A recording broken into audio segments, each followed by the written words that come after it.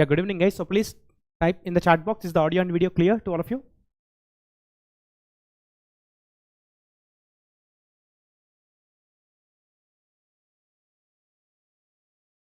So please type in the chat box, is the audio and video clear to each and everyone? Yeah, good evening guys. Welcome back to the session. Okay. So it's audible, right? Okay, great. So then let us start this sessions basically here. So we are continuing this series of engineering mathematics at 7 p.m. And in today's class, we'll be looking at this lecture number 2 of this 2.0. And in today's lecture, the prime focus would be on the concept of maxima and minima, and also the fundamental theorems of integration as well. Okay. So we are in last class we were talking about the maxima and minima, but we were talking about the increasing and the decreasing functions in detail. Okay. So in today's class, we'll work out the concepts of maxima and minima. Like let's say if I give you a single variable function, okay, then how to decide whether the function has maximum or minimum, or within the given domain, how to spot out the extreme values. Okay. So we will keep learning of these things. And of course, you can see this is the QR code for the Telegram channel. So if you are here for the first time, then all the information about this events happening in English channels are being posted in this Telegram channel. So you can scan this, and this QR code will direct you to the link of that particular Telegram channel. Okay. And this is my personal group actually. So if, of course, which is maintained by me and my students at PW. So just if you scan this, it can direct you directly to the link of this Telegram channel of mine. And please install this Unity so that you can have the track of all your doubts, queries, and important points at one particular location actually. So I suggest you and I strongly recommend you to install this. So once you log in, you can have a track of all your doubts or important points, any clarifications at a single point source. Okay. And so obviously before you start typing your doubt, you can type #doubt and basically exclamation doubt, and then start typing your doubt so that it gets saved in your Unity portal. Okay. And in the last lecture, we were talking about Taylor series in general, Taylor series, and of course about x is equal to 0. We have also defined this Maclaurin series. Okay. So we have also defined over this Maclaurin series. So basically this is Taylor series about the point x equal to a and a equal to 0, of course. Okay. So we have given expansions of sin x, cos x, these things. Okay. And some binomial expansions as well, binomial expansions which are helpful to you at few places. And we started focusing on increasing and decreasing functions. Okay. So increasing and decreasing functions. So we have seen if a function has to have a maximum, okay, then ultimately the function should change its nature from increasing to decreasing, of course. Okay. Then when the function is changing its nature from increasing to decreasing, then ultimately there comes a point where it has a maximum, of course. And if similarly, if you take a function, this is x and y, then when you take this function, something like this, if a function is changing its nature from decreasing to increasing, then ultimately again there comes a point where it has got a minimum, of course. Okay. So this has got a minimum, of course. So these are the fundamental ideas. When a function is changing from increasing to decreasing, it goes to a maximum, and when a function is going from decreasing to increasing, it undergoes a minimum actually. So these are the points which you have seen, and to spot whether a function is increasing or decreasing, we depend on the derivative at that point. Okay. So at a particular point, if derivative is positive, which tells you if you give a slight increment in x, a positive increment in x, then the function also takes a positive increment. Okay. In case of increasing functions, so derivative is positive obviously at that point. And if the function is decreasing, then for a small increment in x, the function actually drops. Okay. The function value decreases, and that's how you define a decreasing function when the derivative is negative, of course. Okay. So based on this understanding, I would have started today the concept of maxima and minima and fundamental theorems of integration. But before that, let's solve one question. Okay. So come on, solve this question. As x increases from -infinity to infinity, the function f of x is equal to e power x by 1 plus e power x monotonically increases, monotonically decreases, increases to a maximum value and then decreases, decreases to a minimum value and then increases. Come on, I'm starting the poll. So solve this question. I'm giving you some, say 120 seconds. Okay. So start. Come on, do this question, because I want to check whether you guys are studying or not after the class. Revision is very important for GATE examination. So please solve this. Hi all of you, good evening. So please solve this question.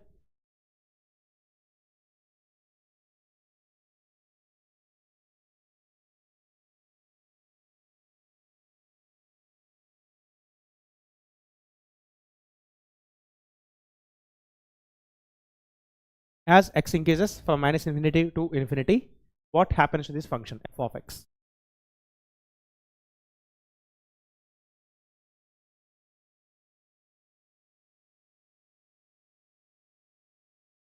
Quick.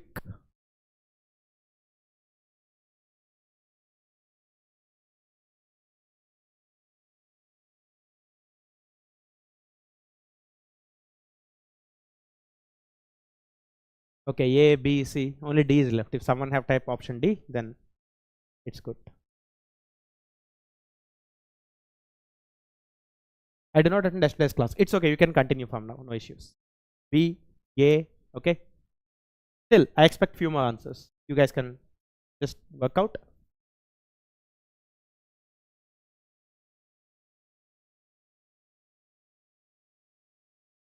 Still, if some of you want to work out, you can work out and tell the answer, enter the answer in the poll.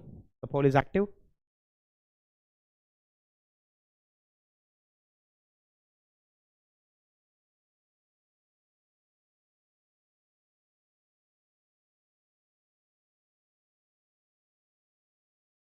Okay, the poll is winding up. Fine. Okay, so I'm stopping the poll then.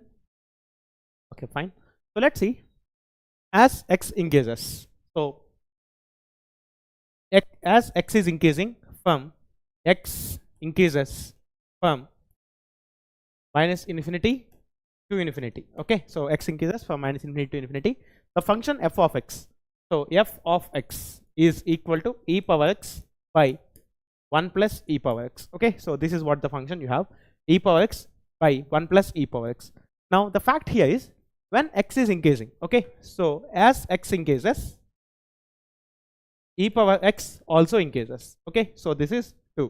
So if, sorry, I didn't attend yesterday's class, that class has in YouTube, please tell me. Yeah, it is basically there in YouTube. Okay, you can watch, but it's okay, you can continue this class, okay, because it's slightly independent, no issue. Then first of all, as x increases, your exponential function also increases. This is 2.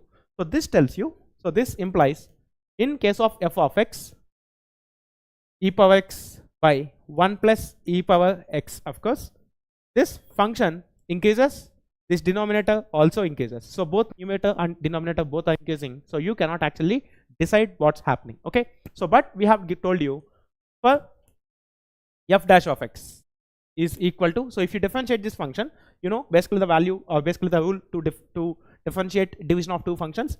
So the bottom function, which is the denominator function, into derivative of numerator function, which is e power x, minus the numerator function into derivative of the denominator function. Okay, so plus e power x, of course, so divided with 1 plus e power x whole square, e power x whole square, of course. Okay, so if you simplify this expression, so this expression tells you 1 plus e power x into derivative of e power x is e power x, minus e power x into derivative of 1 plus e power x is actually e power x, by 1 plus e power x whole square is what you got. Okay, then if you simplify, this e power x and this e power x into e power x multiplication gets cancelled. So finally you have 1 by 1 plus e power x whole square. Now can someone tell me this value will be positive or negative? Is there a chance that it can go negative, or it's always positive? Please tell me, please type in the chat box. From minus infinity to infinity, whatever the value of x you take, this value is always positive or can it be negative? Please type in the chat box. You can just think it a bit. Okay, it's always positive, right? So if this is always positive, this is always positive for all x belongs to minus infinity comma infinity, of course. Okay, so if this function is always positive for f dash of x being always positive, then f of x is monotonically increasing, correct? It's not like it changes its nature from positive to negative at some points, it's always positive. So this is monotonically increasing, of course. Okay, so this is monotonically increasing. So based on this, you can figure out that this function is always monotonically increasing. Okay, so this is the standard procedure in fact. But if you want to solve this question in a bit different way, okay, let's say for example you don't have idea about differentiation, but let's say still you want to decide whether this function is increasing or decreasing. Okay, then in such case you would have done, now this is the short way which I am telling. So f of x is equal to e power x upon 1 plus e power x. Okay, and you know both are increasing as x increases. But you can do one thing.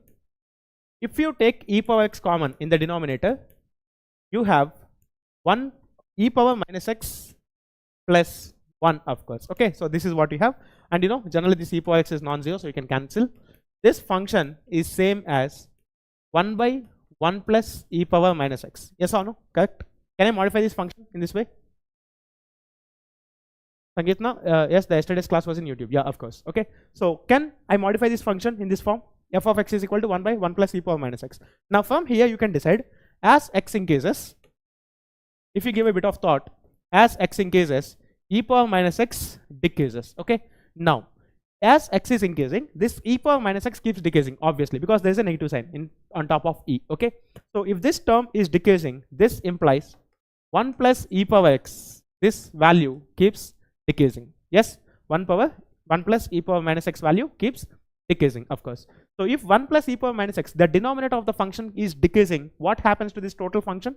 So reciprocal of this function, this denominator is actually decreasing when x is increasing. So if denominator is decreasing, what happens to this total function? Will it decrease or increase? This 1 plus e power minus x is decreasing. So what happens to the reciprocal of it? In a nutshell, what happens to f of x? It increases, right? So obviously it increases. So this implies as x increases, 1 by f of x increases. So which means it is monotonically increasing again. Okay, so which again tells you that this function is monotonically an increasing function, which of course you figured out. This is a bit of thought. Okay, if you didn't get this thought, then you have a standard procedure for which you can work out the derivative until this function is increasing again. Okay, so you can choose any of the ways to answer this question. Fine. So Shavan, Subarna, Sagnika, Pille, review, sorry if I pronounce it wrong, Sangeetna, Nandani Raj, Tommy, all of you. In fact, basically I could read only these names in the chat box, but all of you. Okay, then so this is the way basically in which you can decide whether a function is increasing or decreasing. Okay, so let's now start the concept of maxima and minima. Okay, so let's see, if you have a function, for example, if f of x is basically if you say for the function y equal to f of x, let's say for the function y is equal to f of x, fine, to calculate extreme values. So basically let's say it's maximum or minimum, to calculate extreme values. Okay, now one thing, so the first point what you have to do is, you figured out in last class discussion, you figured out if you want to have a maximum or minimum, the function should change from increasing to decreasing in this case and decreasing to increasing in this case. In both the cases, if you, I have given you the physical meaning of derivative, if you draw a tangent at this point, so let's say this is the point where it has maximum or minimum in general. Okay, so this is the point where it has maximum or minimum. In such case, Technical, are you joining MTech from an 8? Okay, yeah, fine. Look, so if this is the point of maximum or minimum, at this point the tangent should be parallel to x-axis, obviously. If tangent is parallel to x-axis, then what's the value of the derivative at that point? So please tell me. If the tangent is parallel to the x-axis, then the slope of the tangent is, of course, what's the value of the slope? 0, correct? So therefore, first necessary condition that it should obey is the calculate stationary points. Calculate stationary points. Calculate stationary points. Okay, so calculate stationary points. That is the points where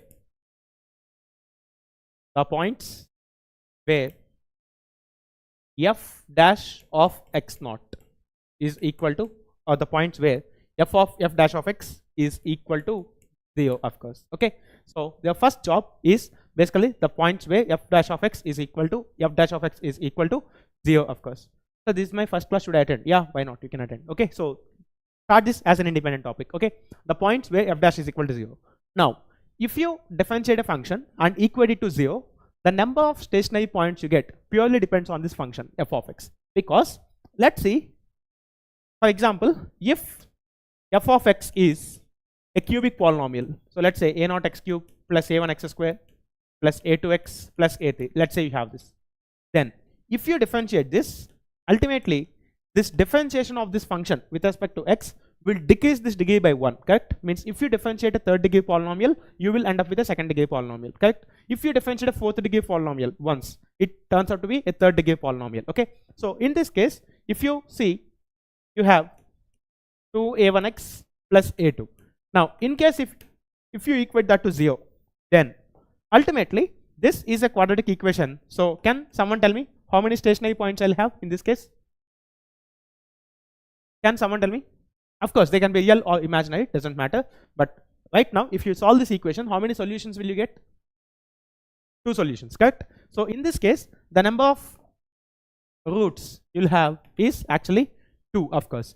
But let's say if this is a 4th degree polynomial, in case if this is 4th degree, okay, then in such case, if you differentiate this, on differentiating, you will end up with a 3rd degree polynomial. So if you equate a 3rd degree equation to 0, then in that case, you'll have 3 stationary points. Okay. Similarly, let's say I have got some trigonometric equation. Like for example, I got some equation like tan x is equal to 0. Then ultimately this equation has infinitely many solutions. Correct? It has infinitely many solutions.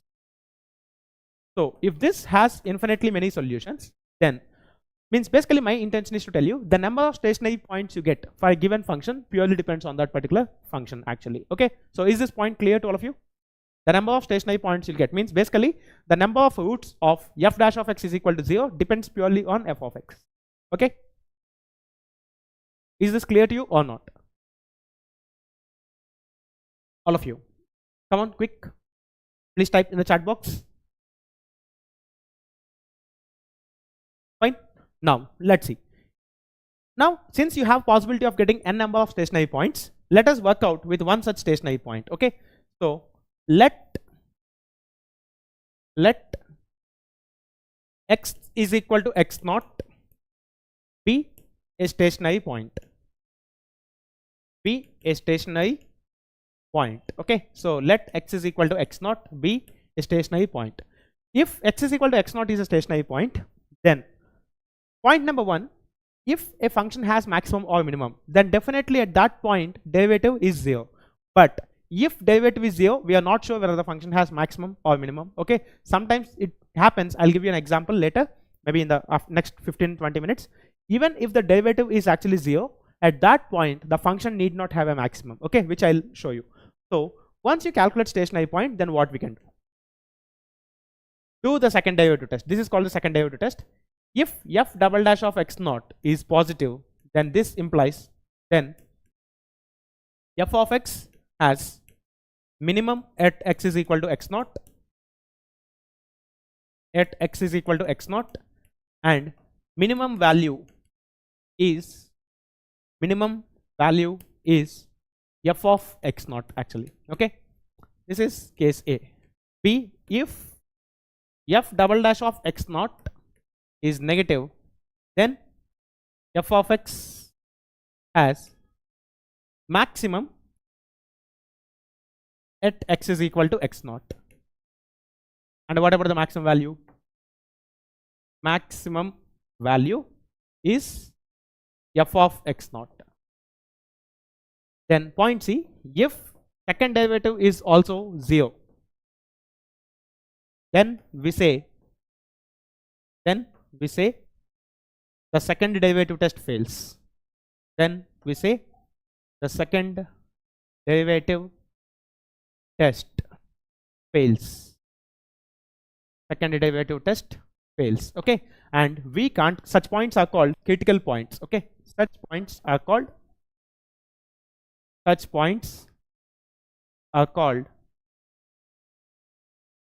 critical points actually. Okay, so they are called the critical points.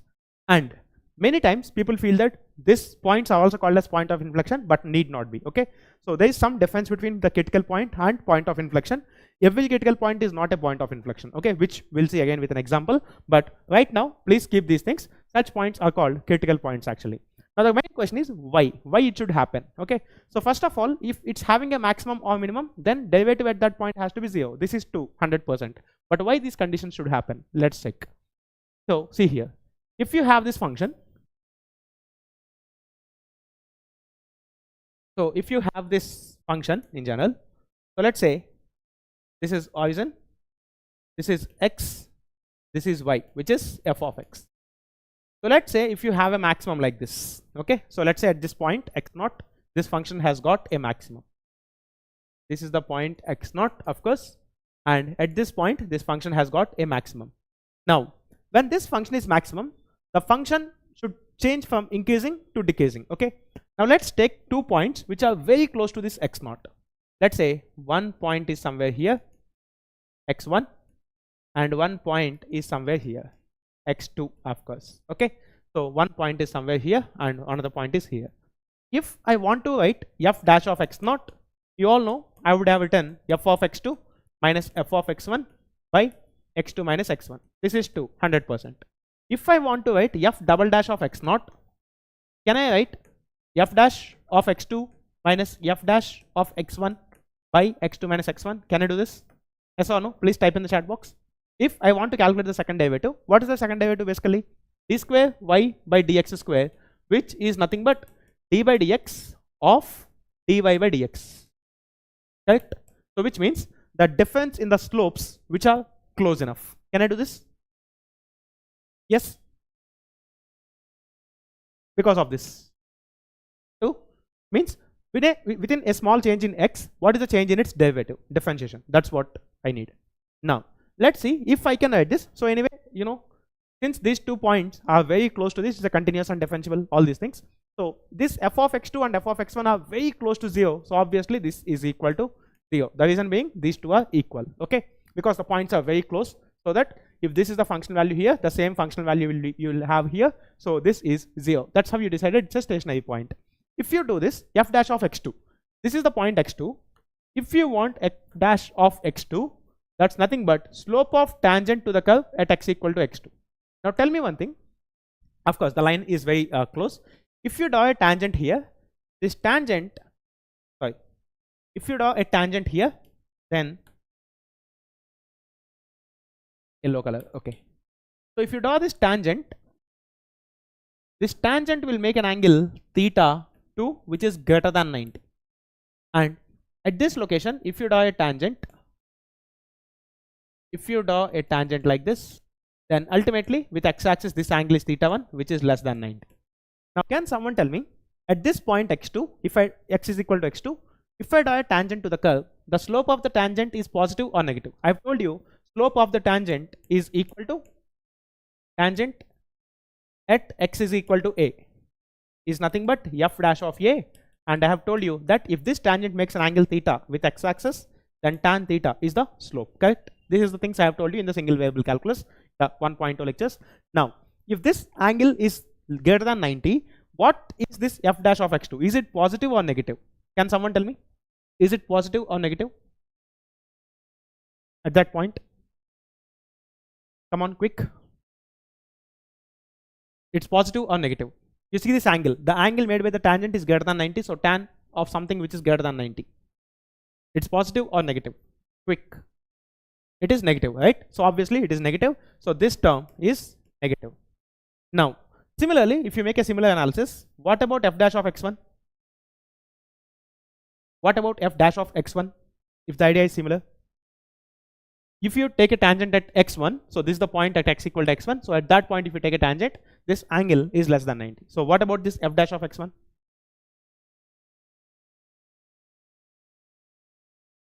Faster a bit. F dash of x1, is it positive or negative? It is positive, right? So this value is positive. And obviously, you know, you have taken x2 is greater than x1, so this denominator is also positive.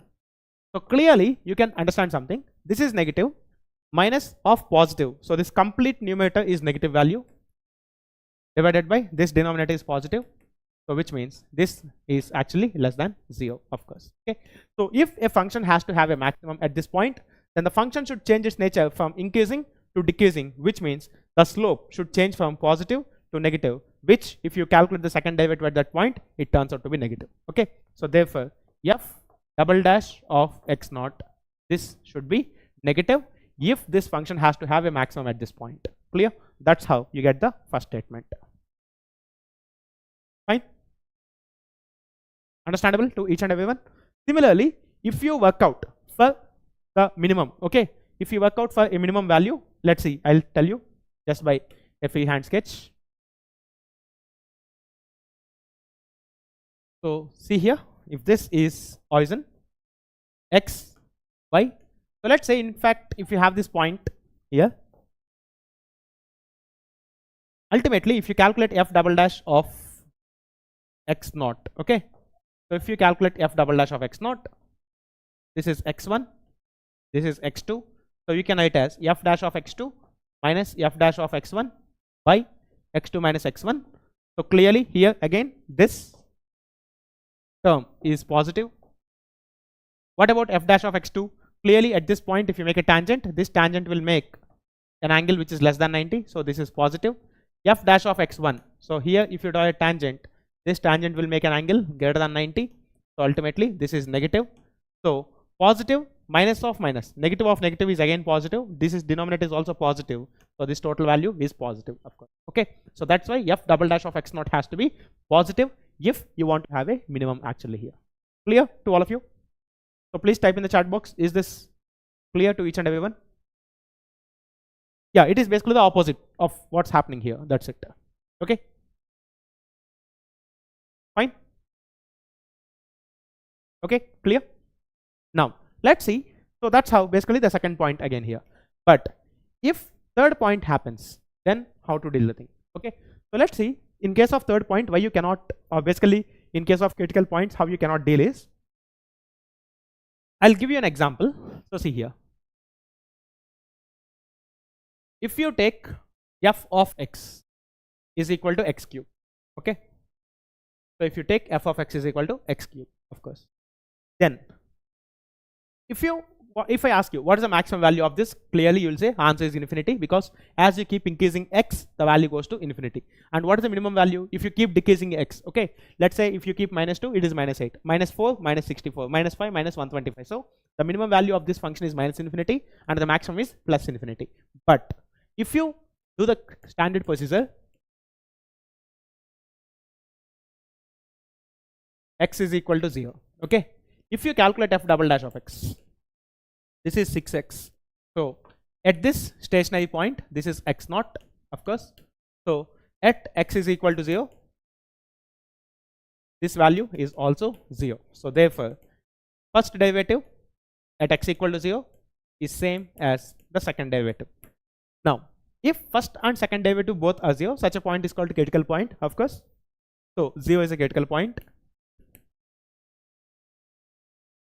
x is equal to 0 is a critical point, of course. Okay, so if x is equal to 0 is a critical point, okay, so x is equal to 0 is a critical point, then let's see how you generally have the graph.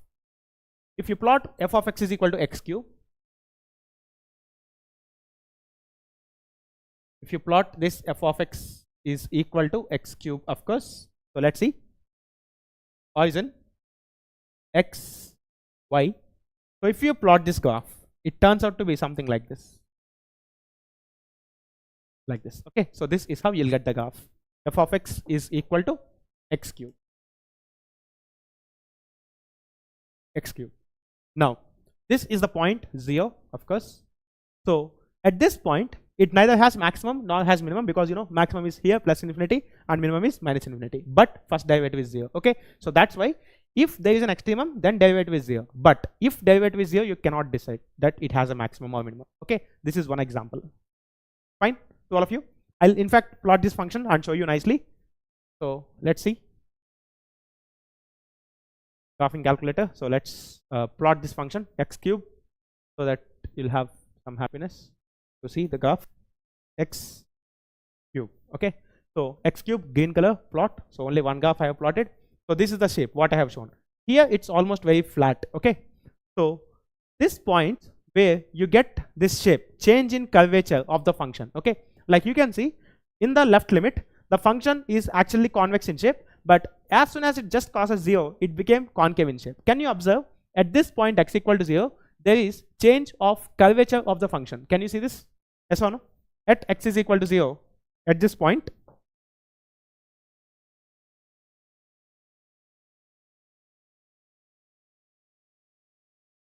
at x is equal to 0, at x is equal to 0, the function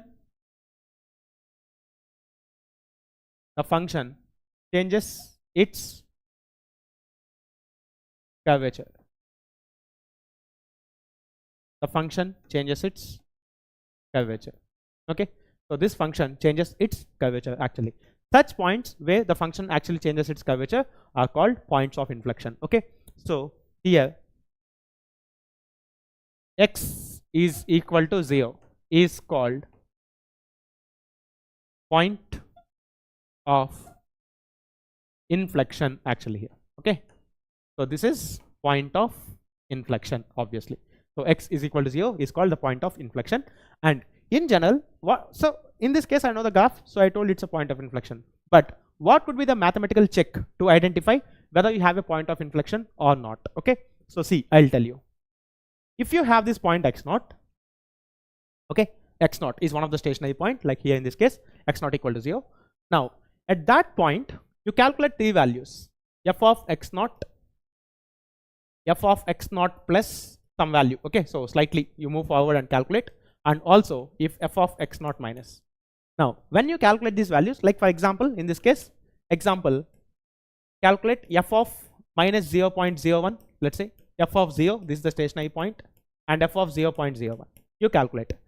If these two have different signs, okay, means if they two have different signs, or it also can happen this value and this value are basically having two different signs, or one of the values is less than f of 0 and other value is greater than f of 0. Okay, means in general, if f of x0 minus is less than f of x0 is less than f of x0 plus, or if you have f of x0 plus less than f of x0 less than f of x0 minus, then ultimately if any of these conditions is getting satisfied, then x0 is a point of inflection. In general, in multivariable calculus, they are called saddle points, which we'll come across again here. So 2 point of sir, are there 2 points of inflection in Gaussian distribution? Yes, mu plus sigma and mu minus sigma are the points of inflection. Okay, again when I come there I'll show you, but in general, if you just, since you have asked, I'm telling, normally if you take the normal distribution, the bell curve, there are 2 points of inflection for that curve. One is at mu plus sigma and one is at mu minus sigma. Okay, hello. So x0 is a point of inflection actually. Okay, this is a point of inflection. Clear? Means in general, you take this value of the stationary point and you calculate the value of the function at 2 other points on different neighborhoods. If these two have different signs, or if one of the value is less than f of x0 and if other value is greater than f of x0, then definitely such a point is called point of inflection. Okay, so this is the mathematical check to spot whether a function is, whether a point is a point of inflection to a given function or not. Okay, fine. Is this clear to all of you? Did you all get this? How to spot? Basically it's like a saddle. Okay, it's like a horse saddle. So in general, in multivariable calculus, we'll see such points are called saddle points. Okay, but here we call them points of inflection. So every critical point need not be a point of inflection. Okay, so please keep this in mind.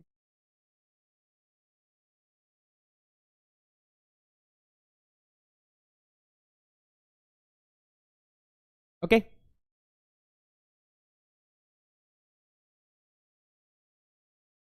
fine. Like I'll show you one more example, maybe where it's a critical point but not a point of inflection. So see here, if you take the same function f of x is equal to mod x whole cube, okay, or which is x square mod x, which is basically minus x cube when x is less than or equal to minus x cube when x is less than or equal to 0, plus x cube if x is greater than or equal to 0, obviously. Okay, so if you calculate the first derivative, f dash of x minus 3x square when x less than or equal to 0, 3x square if x is greater than or okay, you can maybe delete equal to sign at one place, any one place, doesn't matter. Okay, so let's say this is the case, and obviously at x equal to 0, this value is 0, this value is also 0, so this limit exists. Okay, similarly f double dash of x minus 6x if x is less than or equal to 0, and 6x if x is greater than 0 in this case. Okay, now again at x equal to 0, ultimately these two give the same value 0, which means you can conclude that x equal to 0 is a critical point,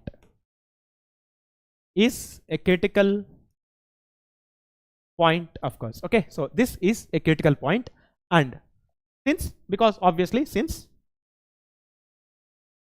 f dash of 0 is equal to f double dash of 0 is equal to 0, so this function is differentiable twice. If you differentiate it third time, then it becomes minus 6 and plus 6, then values will differ, then obviously the function is not differentiable third time, but it is differentiable twice. F dash of x, f double dash of x both exist at x equal to 0, because at this point if you calculate the limit, left hand limit is 0, right hand limit is also 0, so obviously at x equal to 0, f dash of x is also 0. The limit exists, and obviously it's differentiable. If you plot this function in general, since I have given you f of x equal to x cube, now you can tell me mod x whole cube. Mod x whole cube. So this is origin. So ultimately this function is something like this. Previously, whatever the graph is for negative side of, means in the downward direction of y. Now because of this mod x function, the value or the function of mod x whole cube will be just a replica of this part getting flipped about x axis. Yes or no? Means this part, since you have put modulus now mod x whole cube, this part which is in the negative y will just get shifted to the positive y. It is like a reflection about x axis too, and obviously the graph which you will get is something like this. So this is how you get the graph. Okay, is this clear to all of you? This is 0, x, y, and obviously this is y equal to x cube when x is positive, and this is y is equal to minus x cube. So the total function is actually y is equal to mod x cube. Now at this point x equal to 0 is a critical point, you know, this is 100% critical point. Now can you see any change of curvature here? Like here you can see the function has changed from concave to convex, convex to concave, but at this point can you see any change in the curvature of the function? At this point, can you see any change in curvature of the function?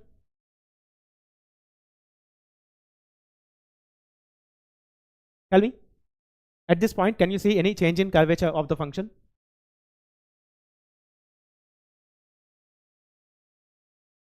Is the nature of the graph changing at that point? Can anyone see?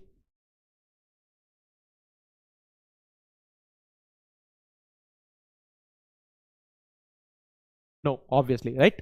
You cannot see there is any change in the curvature. There is no change in curvature. The function is convex and the function is concave, and here also the function is concave. There is nothing change. There is no saddle actually here. Okay, and if you check this value, f of 0, this is 0. Fine. If you take either left neighborhood or right neighborhood, means somewhere here or somewhere here, and if you choose the values, then ultimately at both these points, at both these locations, let's say you call this x0 minus and this is x0 plus, ultimately f of x0 minus comma f of x0 plus, both these values are just positive. Means it's not like one value is less than the stationary value and other value is greater. Okay, in order to have saddle point, or in order to have this point of inflection, these two should have two different notations as compared to this f of x0, like this. Okay, one of these two values would be less than f of x0 and other is greater, but here such condition is not valid. Okay, so this is just a critical point but not point of inflection,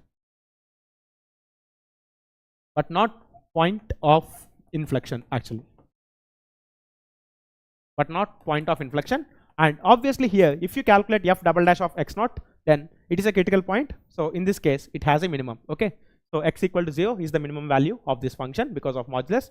So therefore at x is equal to 0, f of x is equal to mod x cube has a minimum, of course. Okay, so this has a minimum. Clear? And what's the minimum value? 0, obviously, because if you put x equal to 0 in this function, the value is 0, which you can see from the graph, of course. Okay, so is this clear to all of you? Vaishnavi, Pillai, reviews, sorry if I pronounce wrong, Sisodia, Shravan Singh, Sagnika, Subarna, Ritik, Surya, Nishu, everyone. Yeah, if you have any doubts, please ask me, I'll clarify it. Or if you don't have any doubts, please say yes in the chat box. Okay, I'll just give you one more thing, actually, one more graph which I have given, of course, but once again, the maximum value of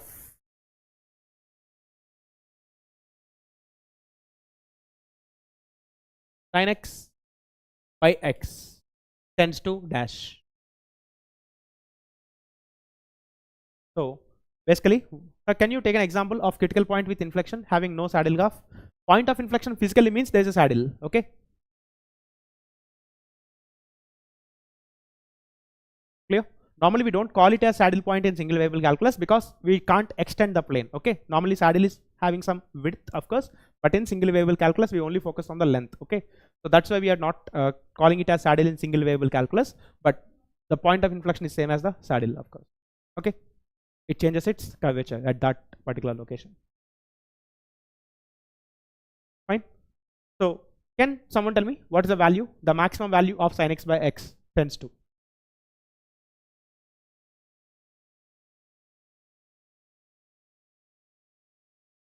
Sin x by x. 1, is it? Okay, I'm starting a poll. Maybe you can enter this. So the previous answer is A. So I think some of you would have answered correct at that time. Sagnika, Subarna. Okay, so the new poll, answer, enter the answer to this and is a type. So let's say 60 seconds. Start. Sin x by x. I want you to calculate the maximum value of sin x by x. Come on, quick. 0, maybe, possible.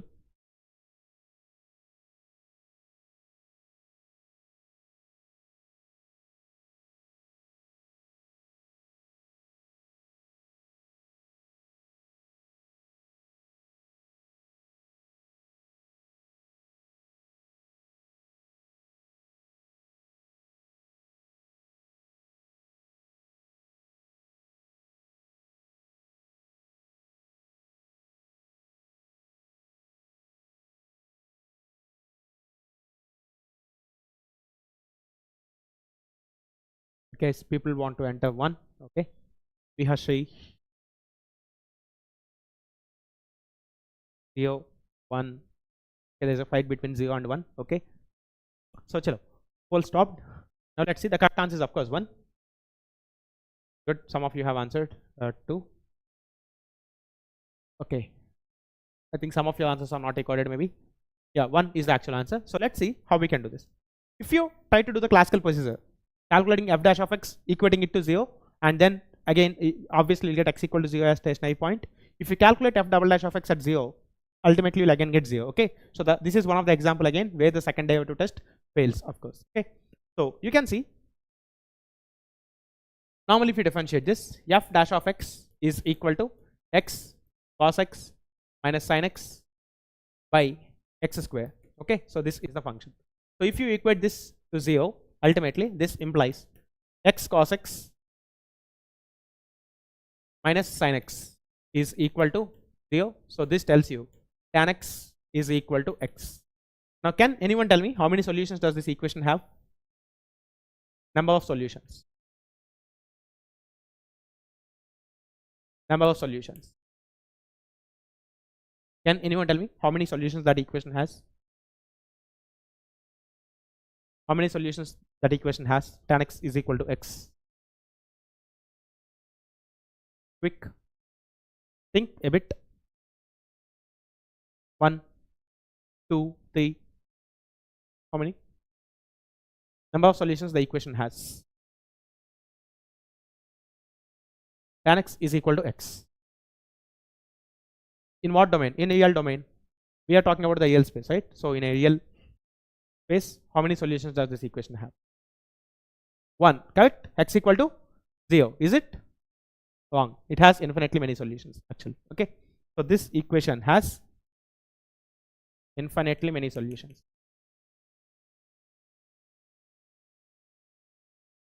All these questions what I am asking you are interview questions. Okay. Number of solutions this equation has. They can ask you questions like this in interviews, so you have to be little thoughtful. Okay. And I think if I'm not wrong, this is one of the gate question also in very old days, like 2008 or 9 somewhere. Okay. So let's see, how can I show that this has infinitely many solutions? Did I give you the graph of tan x? Yes or no? In the beginning? Did I give you the graph of y equal to tan x? Did I give you or not? Have I given you the graph of tan x?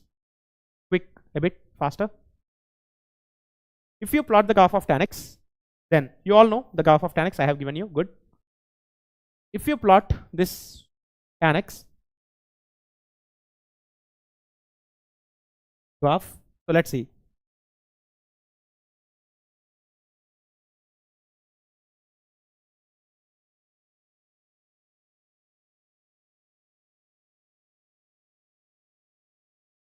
So this is how you have graph of tan x, okay, with a period pi by 2. Now, if you plot the line y equal to x, now this is the line y equal to x, and of course, if you see, this is the solution, origin x, y, of course.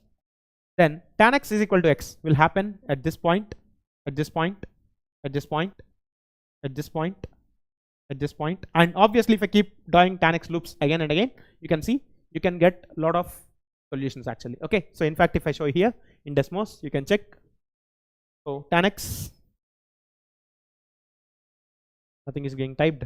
Okay, so tan x, x of course. Okay, so you see a red colored one is tan x. If I zoom out, these are the loops of tan x which I have shown you, of course, and y equal to x is a blue colored, so it's a blue line. So if you check the number of point of intersections of this, okay, so if you just make the diagram a bit slow, so this is one point of intersection, this is one more, this is one more, this is one more, and this keeps moving like this. It also keeps moving. So how many solutions does this equation have?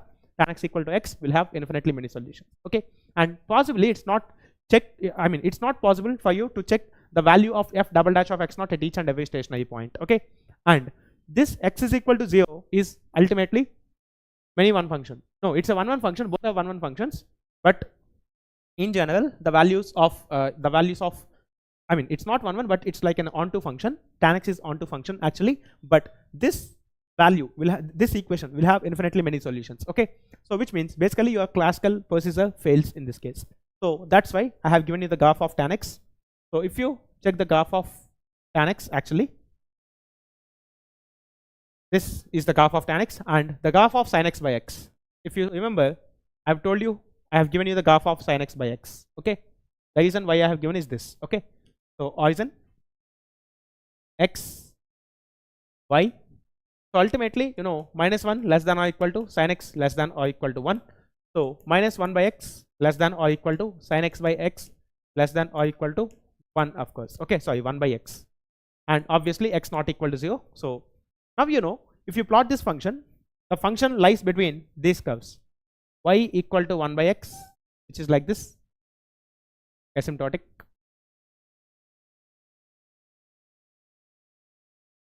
and y is equal to -1 by x, like this. Okay, so clearly you can check. So this is y is equal to 1 by x,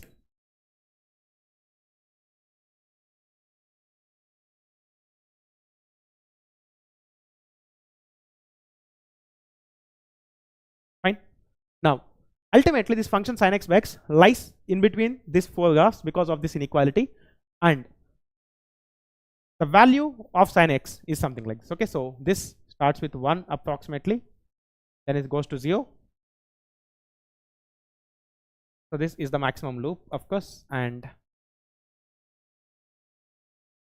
okay, so it don't touch the value, but it is symmetric about y-axis. Okay, why it is symmetric about y-axis? I have told you, in any function, if you replace x with minus x, okay, and if the function is not changing, such functions are called even functions. And if you plot even functions are always symmetric about y-axis, okay. Like if you replace x with minus x in both these cases, you can see f of minus x is equal to sine of minus x by minus x. So sine of minus x is minus sine x by minus x. Then ultimately these two minus and minus gets cancelled, so this is f of x. So this f of x function, which is sin x by x, is an even function, and if you plot even functions, they are symmetric about x-axis. And if you take the graph of this, you will see at this value, this is the maximum of the complete function, and the maximum value is 1 in this case, okay. So that's how it tends to 1. Did you all understand why I have given you the graph of sin x by x? Because in this particular question, the classical procedure fails because of infinite number of solutions, okay, and it's not possible for you to check the value of second derivative at infinitely many points. Got it? Yes or no? Please confirm. Okay. Is this understandable to you or not? Please confirm in the chat box. Quick, a bit faster. Okay. And you know, basically when limit x tends to 0, sin x by x is 1, which we have seen in the limits. In a lot of places we have seen, as x tends to 0, that value is 1. So that's the maximum value the sine function has, of course. Okay. And if you plot that, also you can see sin x by x. So sin x divided by x actually, okay. So sin x divided by x, this is plotted in green color. And if you zoom in, okay, so here it's since here you are seeing that it's like almost merged, but if you zoom in and zoom in, you can figure out that there is a discontinuity at that point. And this value, you can see this curve is coming asymptotic to this value of 1, of course, okay. So exactly 0 it is not defined because 0 by 0 is not defined, but if you slightly move your x, you can see the value is almost 1. Clear? Got it? So the maximum value of this sin x by x function totally is 1. Later the function die down, okay. So it is having a maximum at exactly 0, it is undefined, but if you slightly move, okay, slightly if you move, then you can see the value is 1, which is 1 in the sense like it's almost like 0.999 of that order, so it can be rounded off to 1, okay. Now I'll give you one question, so just try to answer this. The minimum value of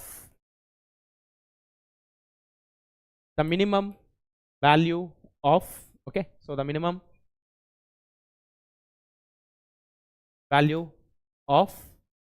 value of f of x is equal to x power x is dash. Come on, do this. I'm entering a poll. So into the type, maybe 120 seconds, 2 minutes, good enough. Start. Solve this. X power x is the function. What's the minimum value of this?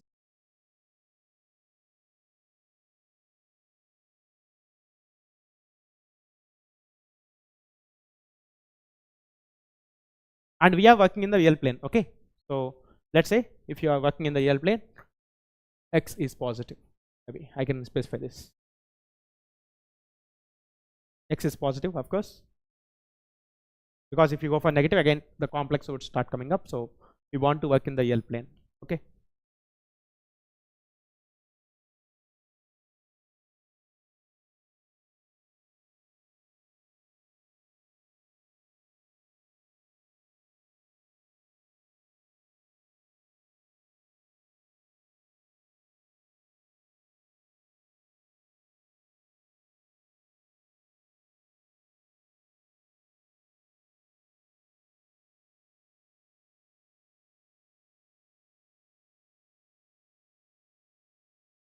Faster, it's almost 1 hour. Quick. You can round off to 2 decimals, okay. So round off to 2 decimals. Before enter the answer, you can round off to 2 decimals.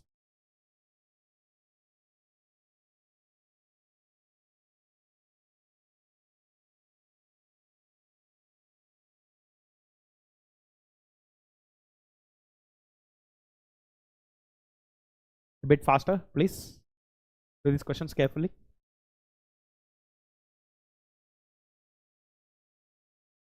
.37. Hopefully, maybe. Let's check. So In the beginning classes, I have given you the derivative of x power x. Remember? So fine.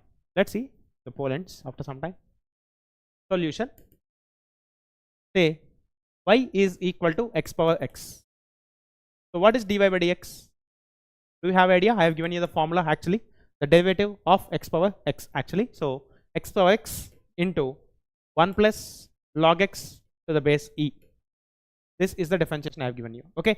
But now when x is positive, if x is positive, so this, if you equate it to 0, this implies x power x times of 1 plus log x to the base e is equal to 0.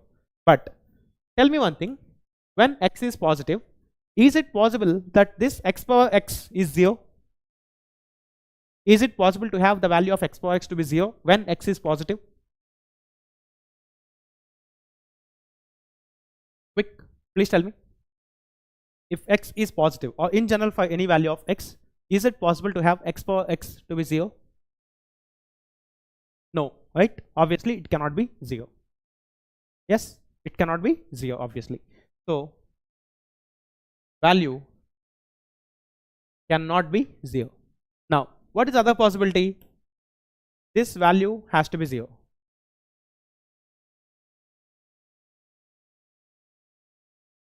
E power minus 1, which implies x is equal to 1 by e, of course. Okay, so x is equal to 1 by e in this case. So x equal to 1 by e is the only stationary point in this case. Okay, because log is not periodic, so obviously you have only one stationary point. So what is second derivative? If you calculate, f double dash of x is equal to derivative of this term, x power x into 1 plus log x. So first function into derivative of this function is 1 by x plus second function into derivative of x power x. Differentiation of x power x is x power x into 1 plus log x to the base e, so a square here, that's all. Okay, then when you keep x is equal to e power minus 1 in this equation, because if you want to calculate, that's the stationary point, so therefore f double dash of 1 by e, if you calculate, this is 1 by e power 1 by e times 1 by e gives e, plus when you put x equal to e power minus 1, 1 minus 1 becomes 0, of course. The second term will be 0. So this total expansion, you know, e value is 2.718, which is positive, of course. And if you know that e is positive, then this is a positive. Positive number power positive, it is positive. This is also a positive. So this f double dash of x naught is always positive, of course. Okay, so f double dash of x naught is always positive. So which means, therefore, f of x has minimum at x is equal to 1 by e. And what is the minimum value? Therefore, minimum value is equal to 1 by e power 1 by e. So what is this value actually? So let's open a calculator and get the value. 1 by e, e is here, so 1 by e power, so let's save this. So this value power the same value again, so 0.69 is what I'm getting. Correct? 1 by e power 1 by e power 1 by e is of course 0.692. 0.692 is the value, of course. The minimum value of this function is what I have asked. Okay, not the point of minimum. 1 by e value is 0.37 actually. Okay, but 1 by e whole power 1 by e is not 0.69, it is not 0.37, it is 0.69. Okay, so this value is 0.69, of course. Okay, is this clear to all of you again? So please type in the chat box.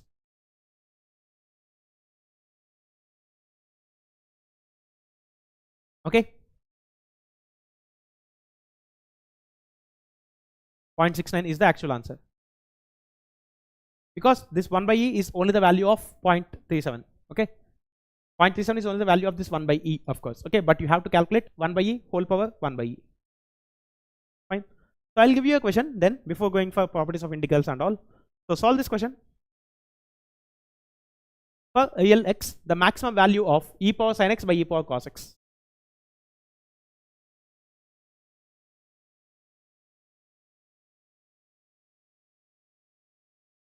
So calculate the maximum value of this function quick. I'll give you time. Maybe this needs some more time. Maybe 3 minutes I'll give you. 3.5 minutes you take. It's okay. If you want to type, you can type. This is 0.69. I think none of you might have entered the answer. 0. Okay, fine. Then integer type. No, options are given. So single choice. Timeless. Start. Solve this question. Because I want to give 3 minutes for this. 3.5. Come on, quick. Y is equal to exponential of sin x by exponential of cos x.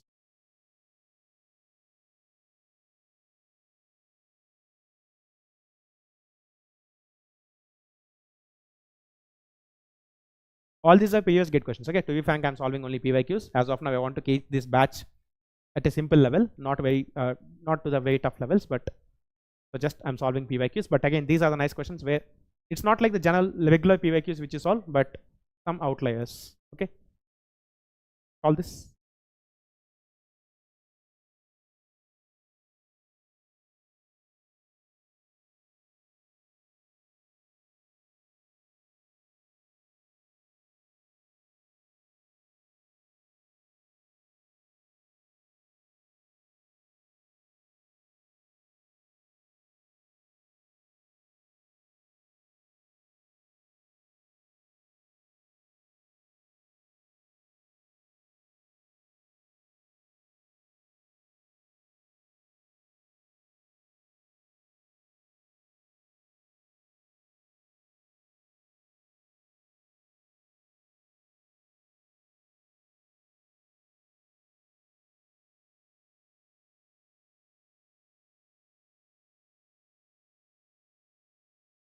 Okay, many of you want to say it's B. Okay, fine, maybe.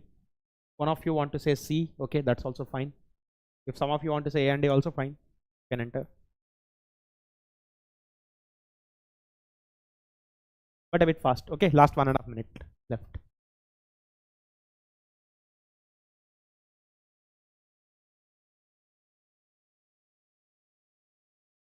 Please tell me tomorrow class time. 7 p.m. Okay, daily it starts at 7 p.m. and ends at 8:30. Plus or minus 5 minutes. But it starts sharp by 7 p.m.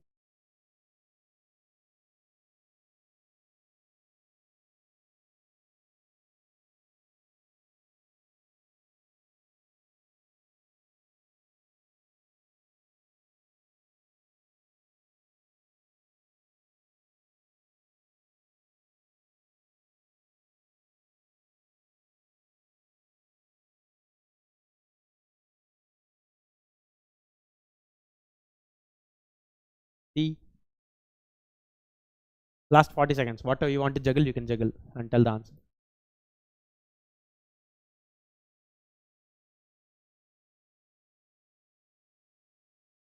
Last 30 seconds. Quick.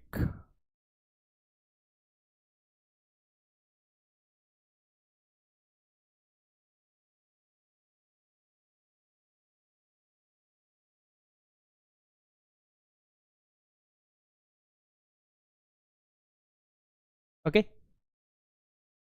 So last 10 seconds. Fine. I'm closing the poll. Meanwhile, you can start. Okay. Stopping. I'm ending the poll. Okay. So let's see. So given. Okay, since I have already started here. So y is equal to e power sin x by cos x. Let's say. So first of all, if you take this as your f of x, if you try to calculate f dash of x, you will be in a big mess. Okay, because obviously the length of the expressions will be very long. Okay, so tell me honestly, how many of you started differentiating this and ended up with very long expressions? All of you, please type in the chat box. How many of you started with this by differentiating this and ended up with very long expressions like e power cos x into e power sin x into cos x minus e power sin x into minus sin x into e power cos x? Anyone? It's okay if you have done it, please tell. It's fine to say, no issue. Okay, none of you or some of you? Fine. So let's see. This is y is equal to e power sin x by e power cos x, taken log. Okay, good. So basically, can I write like this? Y, or basically f of x, is equal to, since this is a constant and this is also a constant, can I write this as a power m minus n? Can I do this? Yes or no? E power sin x minus cos x, because it's like a power m divided by a power n, and a is a base which is constant. So ultimately I can write e power sin x minus cos x. Now tell me one thing. If I want to calculate the maximum value of this function, since this is a positive constant, e is a positive constant. So for y to be maximum,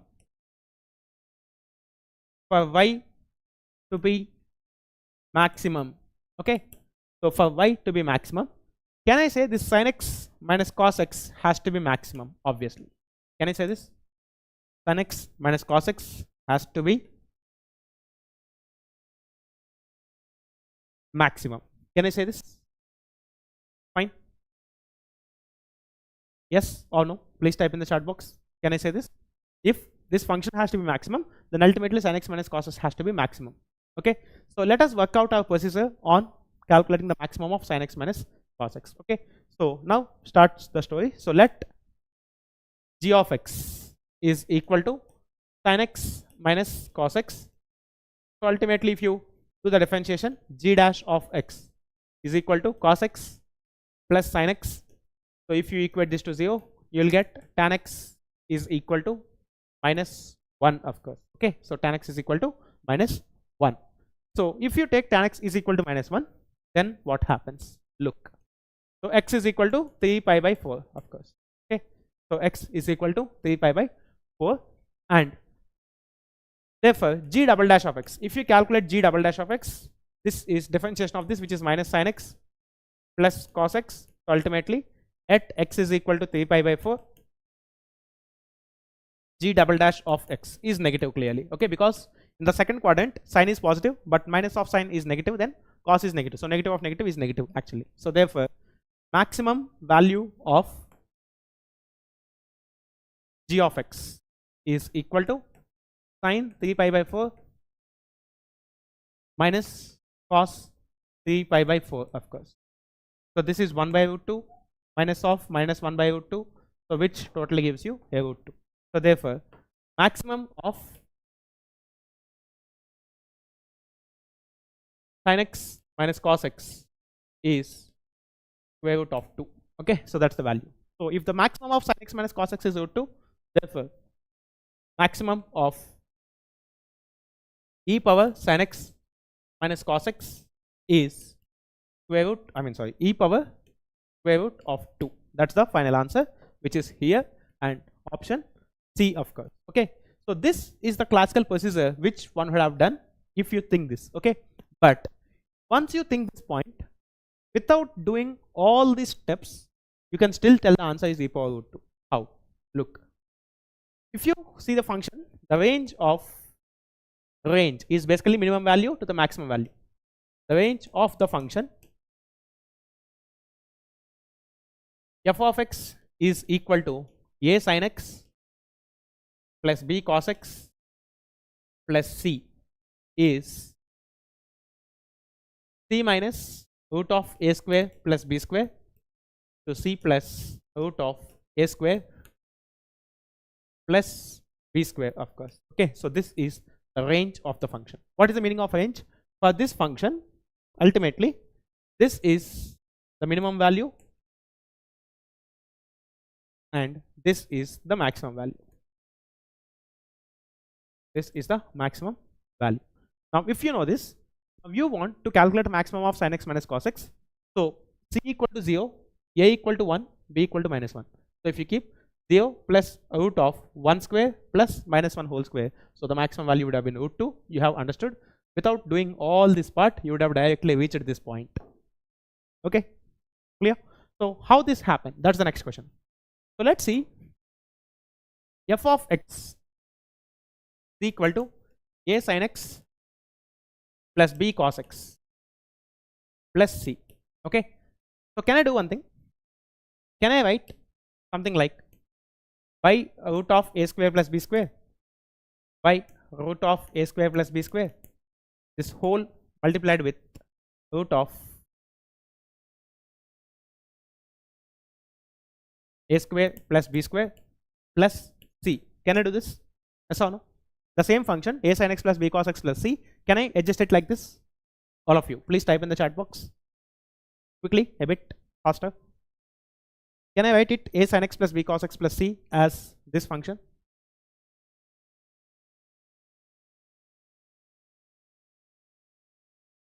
Yes or no?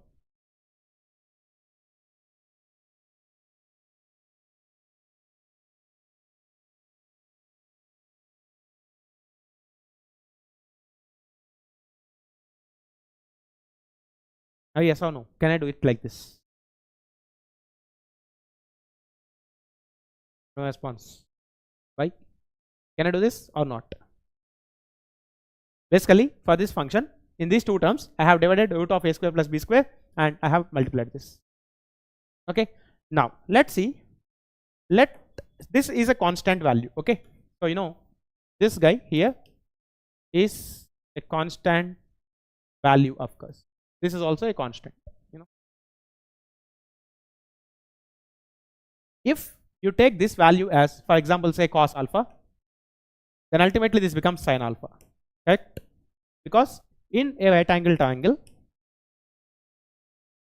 if you take this is a, of course, and this is root of a square plus b square, then ultimately this side becomes b. And if this is alpha, then cos alpha is equal to a by root of a square plus b square, and obviously this implies sin alpha. Root of 1 minus cos square alpha gives b by the root of a square plus b square, of course. Okay, so that's what you'll get. Then, can I write this as, this is something like cos alpha sin x plus sin alpha cos x, this whole value multiplied with root of a square plus b square plus c actually here.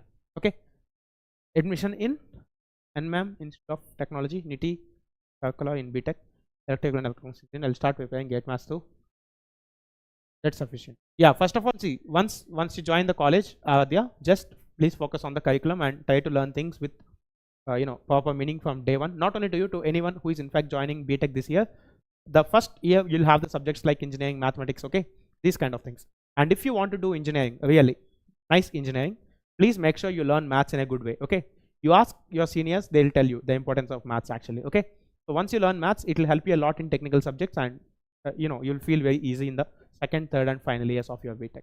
Okay, so chalo, this is something of the form cos x plus alpha, sorry, this is cos alpha sin x, so sin x plus alpha times root a square plus b square plus c, of course. Okay, this is what you'll get. Now, whatever might be the values of a comma b doesn't matter. This sine function will always lie in between -1, 1. Yes or no? Correct? Whatever might be the values of a comma b, in fact, whatever might be the value of alpha, this sine function will always lie in between -1 and 1 actually. Okay? So, if this function is lying in between -1 and 1, ultimately this implies f of x lies between, f of x is equal to, f of x belongs to the interval c minus, because the c is constant, and in the least case this value will be -1, so c minus root of a square plus b square, comma c plus, in the best case it is +1. So you have this. Fine. So that's how this function will always lie in between these two ranges, where this is the minimum value and this is the maximum value. Even if you interchange a and b, it doesn't matter. This a square plus b square summation stays as it is. So if you know this, so therefore maximum of sin x minus cos x is 0 plus root of a square plus b square, which is, that's it. Okay, so if you know that point, then the answer is root 2. So just by the moment you write this as e power sin x minus cos x, you would have known that the maximum value is e power root 2. Fine. So C is the correct answer finally. So 75% of you have answered correct. Good. Ashwini, Pranav, Sagnika, nice. But how come these guys have answered in 10 seconds and 31 seconds? Maybe this Pranav might have known the technique, but 10 seconds, nice maybe. So e power root 2 is the actual answer. Okay.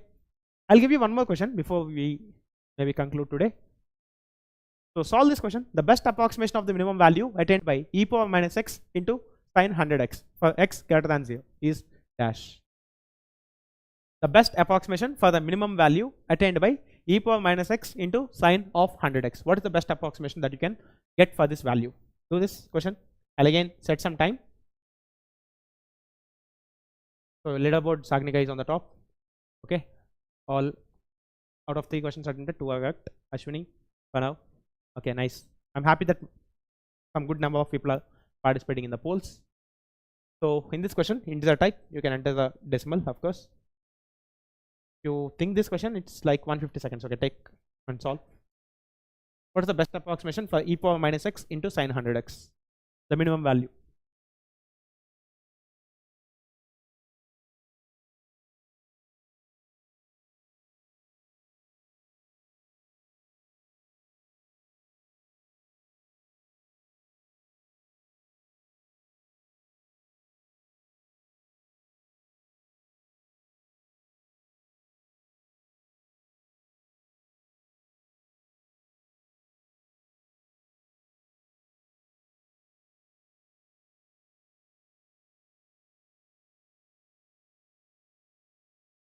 Quick.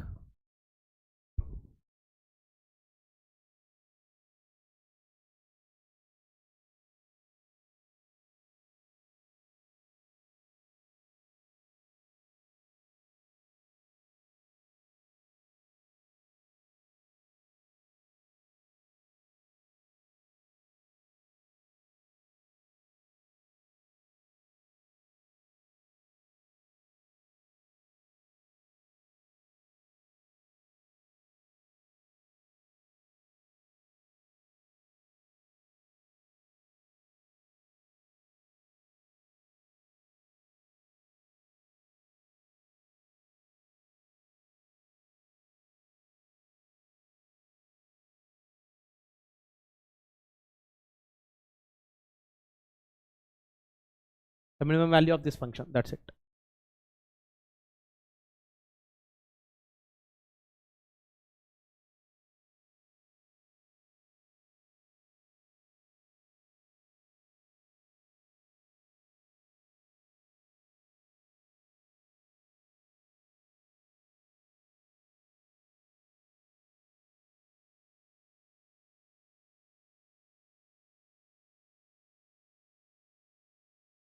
-0.95 minus 0.95, maybe possible.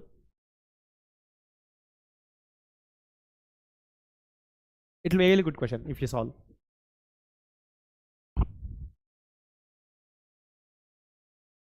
.95 positive plus 0.95. Minimum is plus 0.95. No, I think something less than that can also happen because this sign can be negative. Okay, so let's see. In this question, if you try to apply the classical maximum minimum procedure, then ultimately you will end up with issues which you might have seen. Okay, you will end up with an equation which cannot be solved, of course. Okay, then let's see how you can solve this. If you, first of all, I'll show you the classical method. Given f of x is equal to e power minus x times sine 100x. Okay, now if you solve this, if you calculate f dash of x, e power minus x into cos 100x into 100 minus or plus sin 100x into minus e power minus x. So if you equate this to 0, so ultimately let's say x is finite and e power minus x is non-zero, then in such case you have the equation something like tan 100x is equal to 100. So ultimately 100x is equal to tan inverse of 100, and you will end up with a nonlinear equation. There are infinitely many solutions of, because y equal to 100, like you can see, tan 100x will be something like this. Again, these loops will repeat for every 100x times.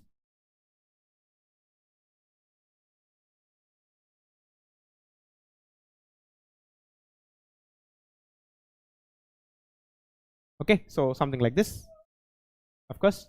And if you observe, sorry, this is 0, but this value which is asymptotic here, this is like 100x is equal to pi by 2, not x equal to pi by 2, but this value is 100x is equal to pi by 2. So this is x equal to pi by 200. Then again this is like pi, so pi by 100. This is pi by 200, pi by 100, and so on. It increases. Okay.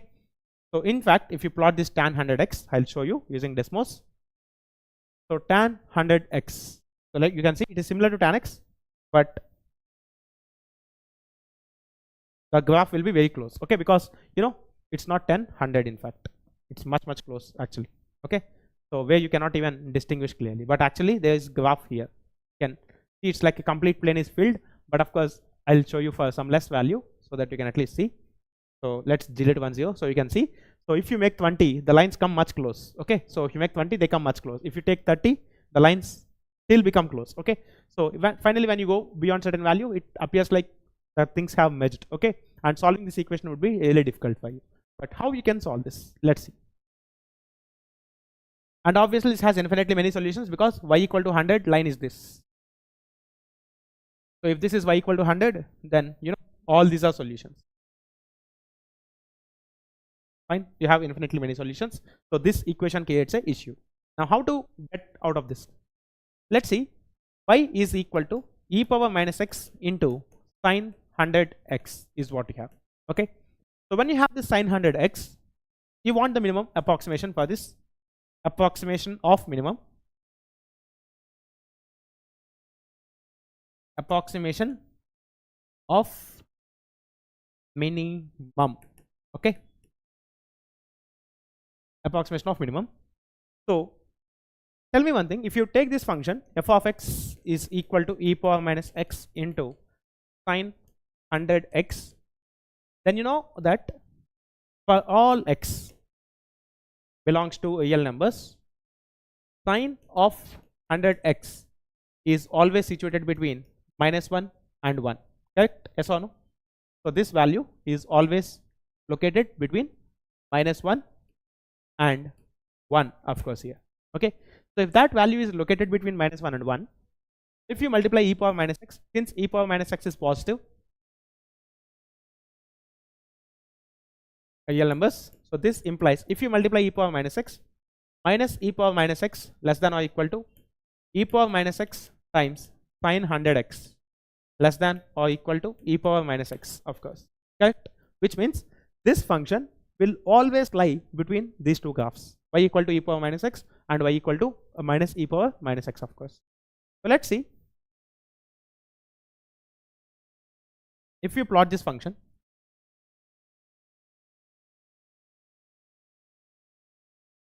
this is the graph 0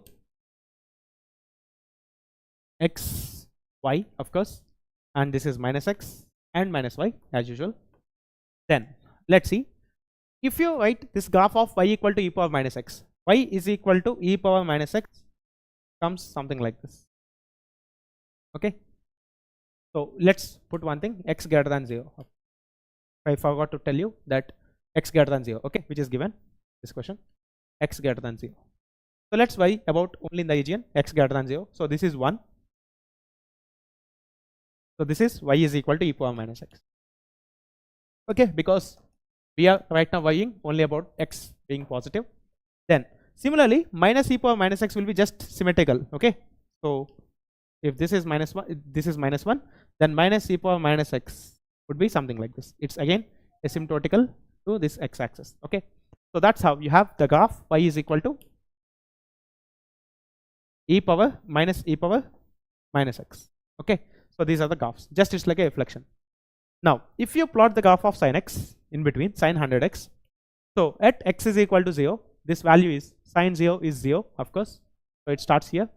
Now when you start increasing the value of x, so at x equal to pi by 200, this value becomes pi by 2, so sin pi by 2 is 1 and it touches this value, and if you simplify the graph, it turns up like this. Now if you look at this graph, can I say the minimum value is at this location? Where it is? It is basically at this location. At this location, the value of f of x is minimum. You take any other point, ultimately, like for example, if you take this point will be lifted because of this y equal to e power minus x function. So this is the point which is maximum, sorry, which is minimum out of all points. Yes, or no? Is this clear to all of you? This is the point of x where this function or this white colored graph, which is e power minus x into sin 100x, is actually minimum at all points. 2. If you compare, this is the point where the function value is minimum out of all the points. Till here it's clear to all of you?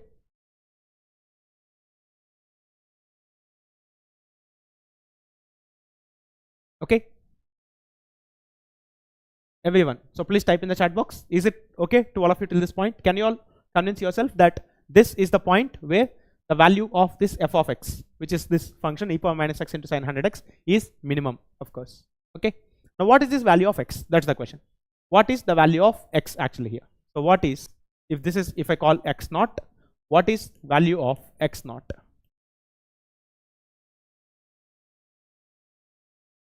That's the question. If you know that, that's it. The question is done. You'll put the value of x naught here, you'll get the answer.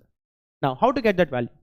Can you tell me, this x naught is nothing but the point where this sine function takes a curve. So this x naught is in such a configuration that sine of 100x, or basically if sine is having the loop change here, this angle inside sine is 100x. So 100 times x naught is of course 3 pi by 2, correct? Because if you take 100x as t and this variable as t, then this is the location where sin t is equal to 3 pi by 2, because it goes to the least possible and again picks up only at x naught is equal to 3 pi by 2. But here this is the graph we are plotting for 100 times of x. Okay, so therefore 100 times of x naught is actually equal to 3 pi by 2. Means in fact, when this angle is 3 pi by 2, only then the sine actually takes the loop again. Okay, so from minimum it again tries to increase. Clear? So are you all convinced with this equation? Yes? So please type in the chat box. Are you all okay with that equation? 100x is equal to 3 pi by 2. Okay, yes or no? So 100 x naught is equal to 3 pi by 2. So x naught is equal to 3 pi by 200 is a good approximation for the minimum value of this function. So therefore, minimum of f of x e power minus x naught into sin 100x. So this is the value. So ultimately this gives you 3 pi by 2, which is minus 1. So minus e power minus 3 pi by 200. So what is this value? We have to figure out. Okay, so let's check it. Minus 3 pi by 200 minus of 3 into pi by 200. So this is the value, minus 0.047, and take exponential of that. Okay, so take exponential of that value with a negative sign, because there is a negative sign of course there. So minus 0.9539 minus 0.9539. Okay, so this value is very close to 1 of course. The logic or the meaning of the value being very close to 1, of course negative sign, is because this value 3 pi by 200 is almost close to 0. Yes or no? Means in fact if you plot this function, I'll show you here by plotting this. So exponential of minus x e power minus x, okay, so into e power minus x into sine 100x actually. Okay, so sine 100x. What is the mistake in this? Function sine cannot be called with a dot notation. Okay, then it's like multiplication. Okay, so obviously it's a multiplication, e power minus x into sine 100x. So if you see this function, the values of x are very close that you will get the first minimum. Generally, if you, I hope you can see, this is basically bounded by e power minus x and this is minus e power minus x. Okay, you can see almost they are very close. And when you come to this region, if you zoom in, I hope all of you can see, if you can zoom in, this is at x equal to 0, and the first minimum you will pick at almost this value of minus, I think this error is coming because of the rounding of the decimals. But once, okay, this is x is equal to 0. Yeah, this is x is equal to 0, 0 comma 0. So when x is positive, the first minimum is this point where you pick. Okay, so this is the first point where you have picked after x is equal to 0, the first minimum. It comes at 0.047, which is basically this 3 pi by 200. Okay, this 0.047 what you are getting is 3 pi by 200 and 3 pi by 200, and the minimum value at that location is minus 0.95 of course. Oh sorry, this value. Okay, So this is the value which is minus 0.95, because this is the line x equal to 0. I'll plot that x equal to 0. You can see if you plot x is equal to 0, of course. So this red colored one is the x-axis now, sorry, y-axis. So if this is y-axis, immediately after this red colored line, the first minimum you will pick is this value, minus 0.95, okay, which you can see in this case. We have calculated manually, of course. Okay, fine. The reason why this value is almost close to 1 in magnitude is because this first point will be very close to origin, okay, because 3 pi by 200 is almost very small, 0.04. So at 0.04 the value is like almost very close to the y-axis, and the exponential term, this term dominance is very less, it's only 1 almost. So that's why 1 into minus 1 is almost minus 1. So the value is very close to minus 1. Okay, did you all understand this or not? Okay, it's not like I give you a parabolic equation then differentiate it equal to 0, calculate stationary. Anyone can do that, okay, but these kind of questions, they really pick certain understanding of graphs, understanding of the things and all. Okay, this is also a gate question, I think, but a bit old question actually, 2016-15 at that point of time. Okay, down the line, 8 years, 9 years down the line. Fine. Okay, so we'll stop here for today. So in tomorrow's class, so I was not able to start fundamental theorems of integration. It's okay, we'll start tomorrow, because it's always the content, what you understand is more important than how much I teach. So we have talked about the concepts of maxima and minima, okay, in single variable.